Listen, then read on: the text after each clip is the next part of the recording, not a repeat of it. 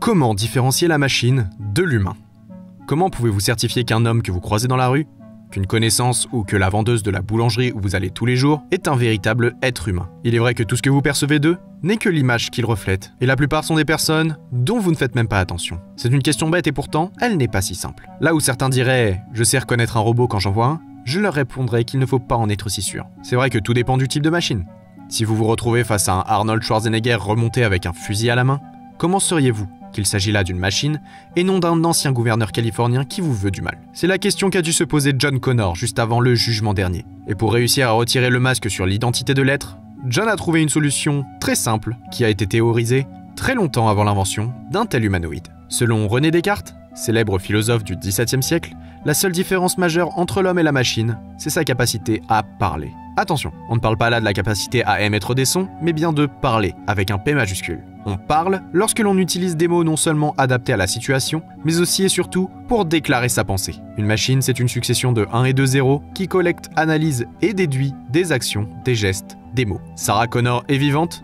Alors je dois tuer Sarah Connor. Pas de questionnement, pas de raisonnement. Ainsi fonctionne le Terminator. Mais comment faire si, par miracle, une machine humanoïde parvenait à développer un fil de pensée? Si le bug qui faisait de la machine ce qu'elle est, était corrigé par la machine elle-même? Comment pourrions-nous différencier l'homme lambda de cette machine? En 1982, un film de science-fiction décide d'aborder ce sujet avec ses spectateurs, et c'est à travers lui que nous allons essayer de répondre à cette question. Dans les minutes qui suivront, nous allons parler de Blade Runner de Ridley Scott dans la Director's Cut.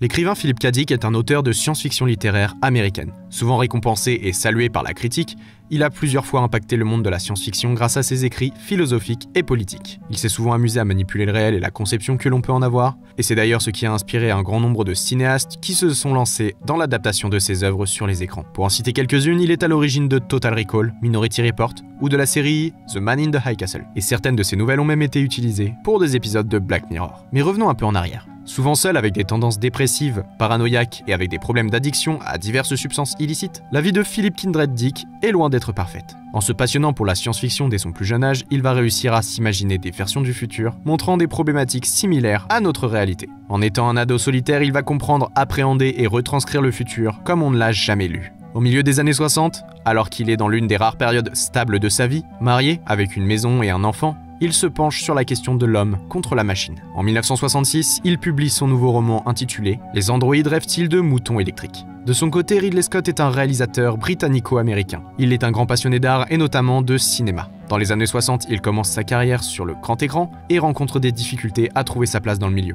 Mais c'est à la fin des années 70 qu'il explose réellement, grâce au petit succès d'un film de science-fiction horrifique, Le 8e passager. Suite à ce succès, il lui est confié la réalisation d'un nouveau projet de SF. Cette fois-ci, il travaille sur l'adaptation du roman Dune, de Frank Herbert, avec l'écrivain lui-même sur le scénario. Cependant, suite à des problèmes familiaux qui le touchent fortement, Ridley cherche à noyer son chagrin dans son travail. Il se désiste alors auprès de la production de Dune et se lance dans la libre adaptation de l'histoire de K. Dick. Il décide de le retravailler afin d'actualiser le récit et surtout d'y ajouter sa marque. Ainsi, le projet est renommé pour plus de simplicité, un mot qui ne définit clairement pas le film, et avec celui-ci, il va sans le savoir laisser une énorme empreinte dans le monde de la science-fiction et du cinéma. Et c'est sous le nom de Blade Runner que Scott va montrer une vision du futur bien étrange.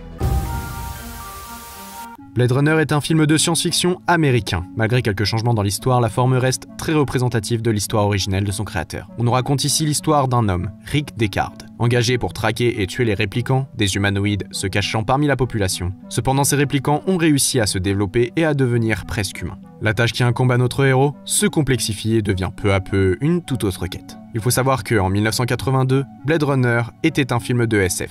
De nos jours, il se rapproche plus de la réalité que de la fiction. Avec plusieurs décennies d'avance, le film nous montre un monde désolé, rempli de pollution et surpeuplé, où les robots prennent la place des ouvriers avec le consentement de la société. La pauvreté est omniprésente dans les parties inférieures du monde, tandis que la luxure est réservée aux gens d'en haut. Blade Runner a révolutionné la vision que les hommes de 1982 se faisaient du futur, tandis que celui-ci était montré de manière très lisse, pâle et aseptisée dans les représentations des années 70, on nous montre un monde sombre, sale et embrumé, pouvant rappeler un bon nombre de vieux films noirs des années 20. En plus d'une esthétique longuement travaillée, le film aborde des thématiques extrêmement complexes, d'une manière assez nouvelle. Au travers du sort réservé aux réplicants illégaux, l'œuvre traite des vices que certaines parties de l'humanité ont pu faire subir au peuple qui la compose. Nous parle alors d'esclavage, de traque et de génocide entre autres. Le film montre bien d'autres sujets, mais une analyse complète prendrait des heures et ne servirait pas notre propos de base. Ce qui nous intéresse ici, c'est le traitement des réplicants et plus particulièrement leur façon d'agir.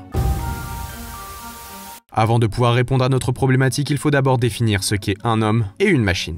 Concrètement, l'être humain est défini comme un primate se différenciant des autres espèces par son mode de déplacement bipède, son langage articulé, ses mains et plus particulièrement ses pouces, et son intelligence développée. Bien sûr, de manière plus philosophique, définir l'être humain est bien plus complexe. On sait que chaque philosophe avait sa propre définition d'être humain. Pour exemple, Aristote cherchait avant tout à distinguer l'homme de l'animal et a fait le rapprochement pour l'exprimer de la façon suivante: animal politique, animal doué de langage, capable de distinguer le juste de l'injuste. Si l'on rassemble un peu toutes les manières de voir l'être humain, on peut essayer de garder les grandes lignes et dire que l'être de l'homme est composé de deux principes opposés, le corps, la partie animale, et l'esprit, la raison, avec la sensibilité pouvant s'apparenter à la pensée. Donc pour faire court et pour cette vidéo, nous définirons l'être humain par la phrase suivante: l'homme, avec un grand H, est un bipède doté d'intelligence, de raison et de pensée. De son côté, le terme machine peut vouloir tout et rien dire. Alors recentrons-nous sur le terme qui se rapproche le plus de l'humain, l'androïde. Un androïde est un humain de synthèse. D'après sa véritable définition, il s'agit d'un automate dont l'aspect évoque l'homme. Dans Blade Runner, le terme androïde a rapidement été remplacé, car il représentait un sujet trop large, par le mot réplicant. Bien qu'hypothétiquement, il n'y ait que peu de différence. L'androïde est par définition semblable à l'homme. Du moins, il l'est dans la forme. En effet, un peu d'une manière biblique, l'homme a créé l'androïde à son image, ce qui en dit beaucoup sur l'ego de l'homme, mais là n'est pas la question. Pourtant, ce que l'homme n'a pas réussi à recréer chez la machine, c'est le point important de notre différence, c'est la raison. L'être humain est capable de développer une pensée, en prenant compte la situation, en observant et en analysant les faits. Bien sûr, nous avons assez développé la machine pour qu'elle puisse, elle aussi, être capable d'observer, analyser et déduire. Cependant, elle n'est pas capable d'exprimer une pensée. Mais c'est là qu'intervient notre problématique. Une machine incapable de penser est différenciable aisément. Mais qu'arriverait-il si la machine se corrigeait? Pourrions-nous encore la différencier de l'humain? Eh bien, dans un sens, oui. Bien que le développement d'une pensée et d'une raison par la machine influe aussi le développement de ses sensations et de ses sentiments, la machine n'est pas humaine. Évidemment, l'androïde serait encore un être robotique fait de métal et d'huile, même si d'apparence nous serions incapables de le reconnaître. Pourtant, nous le pourrions tout de même. Le comportement de l'être humain n'est pas seulement lié à son esprit ou à son physique. Bon nombre de mentalistes et autres professionnels de l'analyse du comportement vous le diront, l'humain a des mimiques, des gestes, des habitudes ou même des troubles obsessionnels compulsifs minimes qui les différencient des autres. Le comportement de l'homme est rempli de petits détails qu'il fait sans réfléchir. Se gratter, remettre ses lunettes sur son nez, se recoiffer ou un simple tic nerveux, voilà quelques-unes des choses que la machine capable de penser ne prendrait pas en compte. De même, il existe certains sentiments humains très difficiles à imiter ou même à assimiler. Par exemple, le sentiment de compassion est difficilement assimilable sans la connaissance de la douleur. Peu importe la personne à qui nous parlons, le principe de compassion repose sur la souffrance passée et les degrés qui les différencient. Une personne coupée à la main recevra plus de compassion de celle qui a subi le même châtiment qu'une autre. Et si la machine est incapable de connaître la douleur, qu'elle soit physique ou psychologique, elle ne pourra que feindre le sentiment. De plus, au moment même où nous commencions à créer les premiers ordinateurs, certains grands génies de notre ère réfléchissaient déjà à la question. Et l'un d'eux a fini par créer un test pour la machine. Ce génie n'est autre que Alan Turing, mathématicien, cryptologue et pilier fondamental de l'informatique moderne. Turing a eu l'idée de développer ce test en partant d'une problématique très similaire à la nôtre, à savoir, la machine est-elle capable de penser?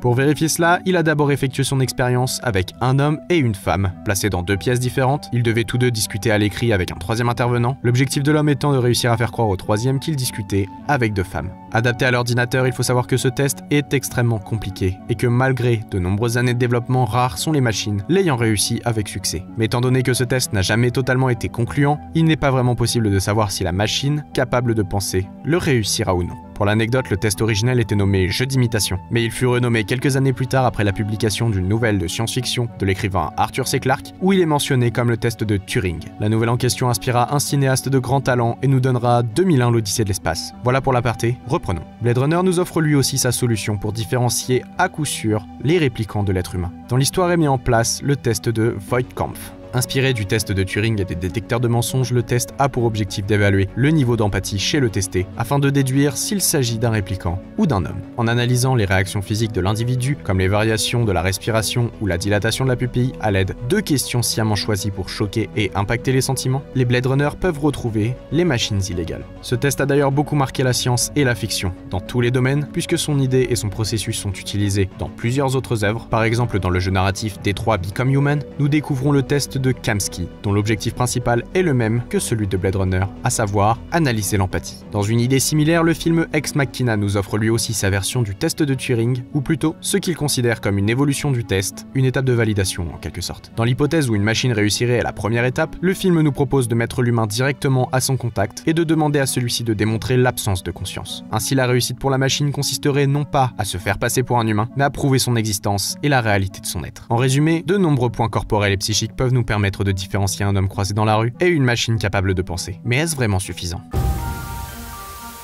Si nous analysons les choses sous un autre point de vue, un inconnu croisé dans la rue pourrait très bien s'avérer être un être de métal. En réalité, les tests et les remarques montrant que l'on peut faire une différence deviennent caduques en fonction d'une seule et unique variable. En effet, le fonctionnement des tests et l'analyse psychologique de ces êtres peuvent être nuls si l'individu testé n'a aucun savoir sur ce qu'il est. Mettons qu'un homme crée une machine intelligente, capable de reproduire, analyser et finalement développer librement une pensée. Si cet androïde n'a pas conscience de ce qu'il est, s'il ignore qu'il est une machine, comment le serions-nous? En ajoutant la variable de la conscience de l'être, il serait complètement impossible pour nous, humains comme pour l'individu, de se différencier des autres. Ainsi, un répliquant qui ne saurait pas qu'il en est un a de fortes chances de réussir le test de Voigt-Kampff, comme celui de Turing. Il développera sans en avoir conscience des tics nerveux et de langage plus par mimétisme et n'aura aucune difficulté à communiquer avec ses semblables. C'est d'ailleurs ce qui marque Rick Deckard alors qu'il traque les répliquants qui peuplent la ville. Il se pose alors la question de ce qu'il est réellement, comment pourrait-il le savoir et comment cela modifierait sa façon d'être. Il est vrai que là encore l'idée de l'androïde vivant normalement jusqu'à ce qu'il prenne conscience de sa nature est très répandue dans la science-fiction. Il s'agit de l'un des thèmes principaux du récit de la série Westworld. On y suit d'ailleurs le parcours de certains hommes mécaniques jusqu'à la liberté de vie et tout changement psychologique que cela entraîne. Fondamentalement, au vu des définitions que nous avons développées un peu plus tôt, nous avons pu en déduire que le gros point d'importance qui marquait la différence entre l'être humain tel qu'on le connaît et l'androïde est le raisonnement, l'empathie, les sentiments ou plus globalement la pensée. Dans le cas où notre définition est la bonne, la machine capable de penser deviendrait totalement identique, en tout point à tout un chacun. La machine pourrait vivre parmi nous, faire sa vie comme bon lui semble, sans qu'aucun d'entre nous ne le sache. Bien sûr, c'est très difficile à imaginer. Nous pourrions déjà être entourés de machines libres sans s'en rendre compte. Pourtant, si cette idée, aussi hypothétique soit-elle, s'approchait de notre réalité, est-ce vraiment la question à se poser? Si une machine commençait à penser et à agir comme un homme, se demander comment la différencier de nous, est-elle la question véritablement importante?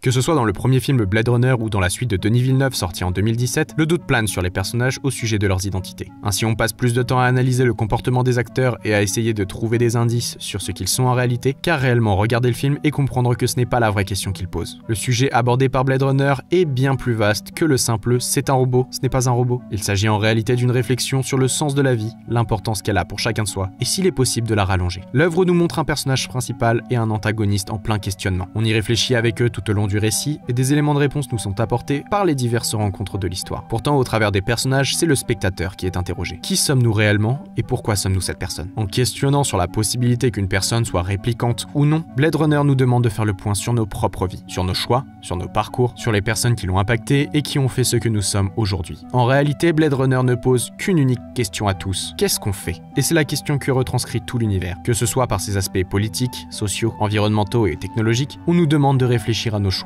et à leur impact sur notre société. Avec un film pur et dur adapté d'un roman, Kadik et Ridley Scott ont tous deux prédit à l'avance comment serait notre monde actuel. La pollution, la pauvreté, le travail forcé, la violence et la surpopulation, voilà quelques-uns des sujets sur lesquels il est simple de trouver des points communs entre le 2019 virtuel et nos jours. Blade Runner est une œuvre bien plus complexe et recherchée que la quête et l'assassinat d'esclaves robotiques. Mais pour offrir un début de réponse à notre question d'origine, il est nécessaire de savoir ce qui sépare l'homme de la machine. Si l'on suit le raisonnement de Blade Runner, ce qui nous différencie de ces robots n'est rien de plus qu'une forme de réflexion. Alors étant donné que la pensée est ce qui définit l'homme comme étant un être intelligent, en parvenant à réfléchir et à penser par elle-même, la machine ne deviendrait-elle pas humaine à part entière?